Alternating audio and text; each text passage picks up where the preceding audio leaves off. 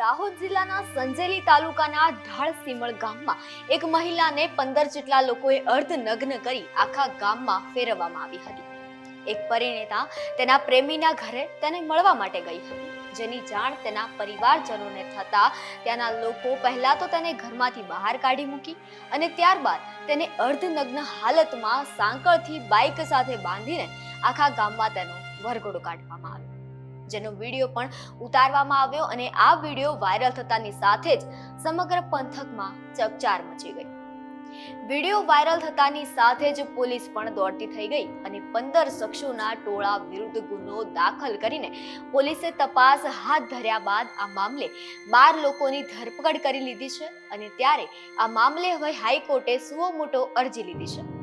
આ ઘટના મુદ્દે રાજ્યના ગૃહ વિભાગ, સામાજિક ન્યાય અને અધિકારીતા વિભાગ તેમજ Dahod DSP action taken report high court સામે રજૂ કરશે. વિગતે વાત કરીએ આ વિડીયોમાં. નમસ્કાર, વાઇબ્સ ઓફ ઇન્ડિયા સાથે હું યશસ્વી. ત્યારે શું હતો સમગ્ર મામલો એ જાણી લઈએ. દાહોદ જિલ્લાના સંજેલી તાલુકામાં રહેતી 35 વર્ષની પરિણીતાને ગામમાં રહેતા ગોવિંદ લાલસિંહભાઈ રાઠોડ સાથે પ્રેમ સંબંધ હતો.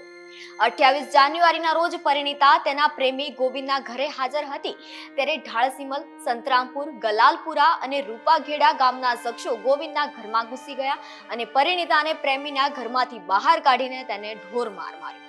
ફક્ત માર મારી હેવાનો એ સંતોષ ન થતા પરિણીતાને અર્ધનગ્ન કરી બાઇક પાછળના કેરિયર પર સાંકળ સાથે બાંધી ઢાળસીમલ ગામે જાહેર રોડ પર ઢસડીને પરિણીતાના સસરાના નવા મકાને લઈ જવામાં આવી. ત્યાંથી પરત તેવી જ હાલતમાં તેને મકાનમાં લાવવામાં આવી. પરિણીતાને રોડ પર ઢસડતા ટોળા પૈકી 2 શખ્સોએ સમગ્ર ઘટનાનો વિડીયો પોતાના મોબાઈલ ફોનમાં ઉતાર્યો હતો અને તેને સોશિયલ મીડિયામાં વાયરલ કરી દીધો હતો. ત્યારે હવે હાઈકોર્ટે આ બનાવને અંગે સુઓ મોટો અરજી લઈને સુનાવણી દરમિયાન નોંધ્યું હતું કે અમેરિકાના એક એવોલ્યુશનિસ્ટ મુજબ પુરુષોએ સ્ત્રીનો ઉપયોગ જ કર્યો છે. સ્ત્રીને હંમેશા ગુલામ બનાવીને રાખવાની વૃત્તિ સેવી છે, કદી તેને ઉપર નથી આવવા દીધી. દાહોદના સાંજેલીમાં નિસહાય મહિલાના અપમાનની નિંદનીય ઘટના બની છે, જેનો વિડીયો દુર્ભાગ્ય રૂપે સોશિયલ મીડિયામાં પણ વાયરલ થયો હતો. આ ઘટનાથી રાજ્યની મહિલાઓના મન પર નકારાત્મક અસર પડી છે.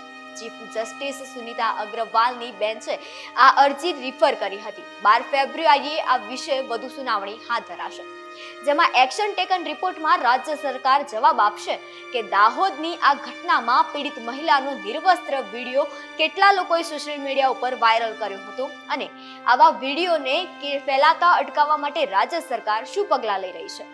આ દરેકના સવાલ જવાબ જે છે તે રાજ્ય સરકાર આપવાની છે. ત્યારે આ વિષય પર તમારું શું માનવું છે તે કોમેન્ટ સેક્શનમાં જણાવો અને વધુ અપડેટ્સ માટે જોતા રહો વાઇબ્સ ઓફ ઇન્ડિયા. આભાર.